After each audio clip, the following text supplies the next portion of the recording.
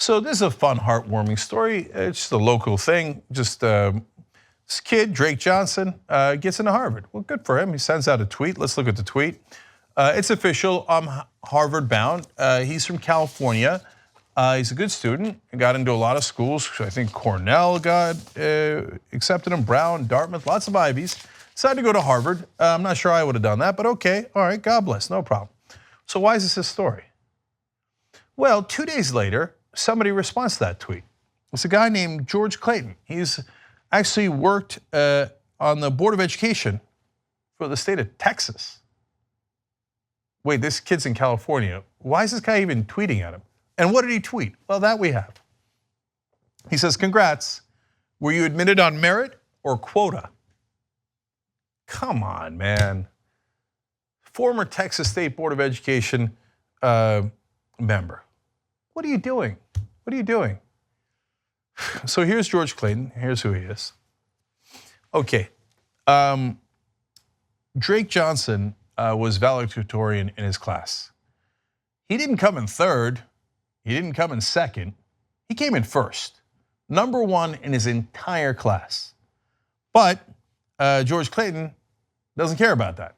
He saw a black kid going to Harvard and asked if it's a quota. I'm so sick of this. So they do this when you have to explain that the kid came in number one in his class, had great SAT scores, and it was had all these different qualifications, and then the kid had to tweet it out because he has to answer the guy. Otherwise, people are going to think, oh yeah, of course, he didn't respond and he didn't earn it, and it was just a quota.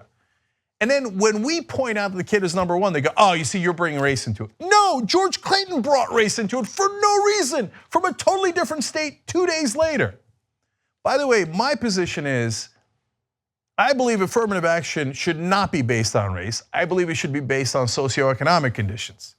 So if you're a poor kid in the middle of a holler in West Virginia and you got to be number one in your class, you got great SAT scores, you overcame a lot of obstacles to get there. If you're a poor kid in the Bronx and you're black or you're Latinos and you did the same things, bless your heart. That shows that you got fight in you. That shows that you're smart and you work hard. And we should understand that those guys overcame more than people who grew up in privilege and had it easier and had SAT classes paid for and all the other things that helped them to succeed. I think we should do it based on income. And when you do it on race, it allows conservatives to nonstop devalue the accomplishments of all minorities in the country. Look, our producer J.R. Jackson this morning, when we were talking about this story, said it's negotiating with terrorists. So Republicans do these smear jobs, and then you negotiate to say, well, okay, don't be racist. We'll make it based on income rather than race. And that's a perfectly legitimate point and a good point, and that's why I bring it to your attention. Know that there are other points of view on this. But to me, if you do it based on income, it is fair, it is the right thing to do, and it also solves this issue. And I'm sick of hearing about every time there's a successful minority in the country, oh, they didn't earn it, they didn't earn it. It makes me sick. All right, so I'm clear on that. By the way, George Clayton and all the other racists out there, did you guys ever see a white kid get accepted into Harvard, Stanford, or anything else, and then tweet out, oh yeah, was it merit or legacy? Do you know that a gigantic portion, I think about 40% of Harvard's admissions are legacy? You know what legacy is? My daddy went there, or my mom went there. So you get an enormous leg up if your parents went to that school. Why? If you get 2 generations of the same family going to school, that is the best indication that they will give money to the school. But when other people are admitted, nobody ever asks, is it legacy or did you earn it? Or did your mommy and daddy go to that school? No. Oh, it's a white person. Well, of course they belong. Black kid, you're number one in your class, who cares? It's probably a quota. So tired of it. All right, finally, I'm going to be fair to George Clayton, although he doesn't deserve it. After getting a lot of heat in some of his social media, he said he was running for Board of Education again. Then when the press called him, he said, no, I'm retired. And finally, he did put out a statement, but it is a good apology, so I wanted to share it with you guys. He said, what I said in my remarks was totally wrong and hugely insensitive. My shame hangs heavy in my heart. It was totally out of character for me to make such a hateful comment.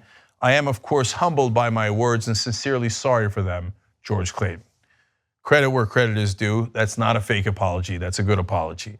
So, but for God's sake, please stop making assumptions about people based on their color or their ethnicity or what minority class they're in. And I know that the right wing loves to pretend that liberals do that, and they go, oh, you guys play identity politics. Well, we're not writing tweets like this. It's the right wing that constantly makes remarks like that. No, you're playing identity politics. We're just fighting back. So in this case, at least Clayton saw that what he did was wrong and was man enough to admit it, and in a real way. You just watched a video by the Young Turks, home of the revolution.